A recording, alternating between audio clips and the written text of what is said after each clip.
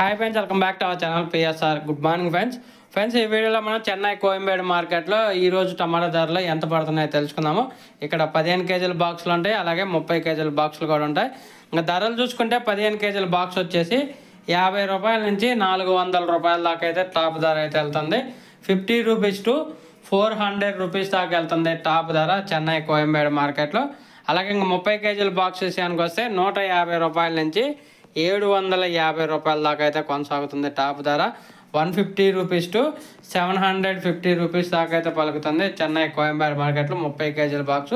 Today top price in Chennai market 15 KG box 400 rupees top.